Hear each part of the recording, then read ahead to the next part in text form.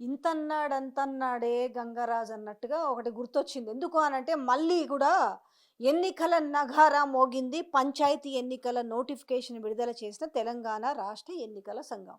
But ఇది ఎక్స్‌పెక్టెడే. కాకపోతే ఎంత డ్రామా ఆడిండ్రు, ఎంత డ్రామా ఆడిర్రు. పాపం బీసీ ప్రజలను ఎంత మోసం చేసిర్రు. యావత్ బీసీ సమాజాన్ని నమ్మించి గొంతు కోసిర్రు. ఆళ్ళెంతో ఆశ పెట్టుకుర్రు. ఈ 42% రిజర్వేషన్‌ని మేము కామారెడ్డిలో ఇచ్చిన డిక్లరేషన్‌ని ఆ! మేము కులగణన చేసినాం. ఇక అయిపాయి ఇదిగో వచ్చేసిందని పెద్ద పెద్ద హెడ్‌లైన్స్ పెట్టి వార్తలు రాయించుకున్నారు. ఏమైంది తీరా చూస్తే అంతా తుస్. ఎంత ఘోరంగా మోసం చేసిరనేది బీసీ సమాజానికే కాదు, యావత్ తెలంగాణ సమాజానికే అర్థమైంది. సో ఇంకేంటి, ఈ పంచాయతీ ఎన్నికల నోటిఫికేషన్ విడుదల చేసిన తెలంగాణ రాష్ట్ర ఎన్నికల సంఘం 3 విడతల్లో ఎన్నికలు జరగనున్నాయి. అదే డిసెంబర్ 11వ తేదీన తొలి విడత, డిసెంబర్ 14వ తేదీన రెండవ విడత, తర్వాత డిసెంబర్ 17వ తేదీన మూడో విడత ఎన్నికలు నిర్వహిస్తామని నోటిఫికేషన్ విడుదల చేసిన ఎన్నికల సంఘం కమిషనర్. అయితే మొదటి ఫేజ్ నామినేషన్ నవంబర్ 27వ తేదీ నుండి, మీన్స్ ఇంకా జస్ట్ రేపటి నుంచి.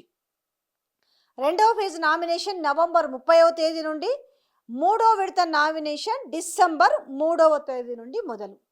ఇక మరి వీళ్ళు పార్టీ తరపున ఇస్తారా? ఇప్పుడు 42% అనేది అంటే ఇవేంటి అనంటే ఇంకెట్లాగూ లేదు కదా, సింబల్ మీద ఏమి పోటీ చేసేది కాదు కాబట్టి, సో మ్యాక్సిమం వాళ్ళేమనుకుంటున్నారంటే జనరల్ సీట్లలో అన్నిట్లలో కూడా బీసీలు పోటీ చేయాలని పిలుపునిస్తున్న నేపథ్యంలో ఇప్పుడు ఇక రసవత్తరంగా ముందుకు పోబోతుంది.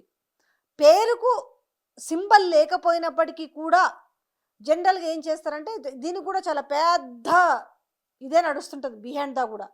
అంటే తెలియకుండా సపోర్ట్ చేస్తుంటారు. ఎట్లా గెలిచినా, ఏ తరపు నుంచి గెలిచినా మొత్తం ఇంకా అధికారం, ఇంకా టైం, ఇంకా 2 ఇయర్స్ 3 ఇయర్స్ పీరియడ్ ఉంటుంది కాబట్టి ఖచ్చితంగా అధికార పార్టీకే పెచ్చింగ్ ఉంటుంది. కాకపోతే ఒక భయం ఉంది ఈరోజు కాంగ్రెస్ ప్రభుత్వానికి.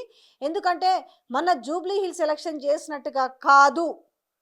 సరే నిలబడే అభ్యర్థులకు ఎంత సపోర్ట్ చేసినా ఏం చేసినా కూడా ప్రజల మీద కూడా డిపెండ్ అయి ఉంటుంది కాబట్టి, ప్రజల కష్టాలు ఇంకా నెమరేసుకుంటూనే ఉన్నారు కాబట్టి ఈ 2 సంవత్సరాల పీరియడ్లో ముగుస్తున్న సమయంలో కూడా ప్రతిదీ కూడా ఇచ్చిన హామీని ఏమాత్రం మర్చిపోలేదు. ఇంకా యూరియా కష్టాలు కళ్ళ ముందే కనిపిస్తున్న నేపథ్యంలో కొంచెం భయంకరమైన ప్రతికూల ఫలితాలే ఉండబోతున్నాయి అనే భయం అయితే కాంగ్రెస్ పార్టీ ప్రభుత్వంలో స్పష్టంగా కనిపిస్తుంది.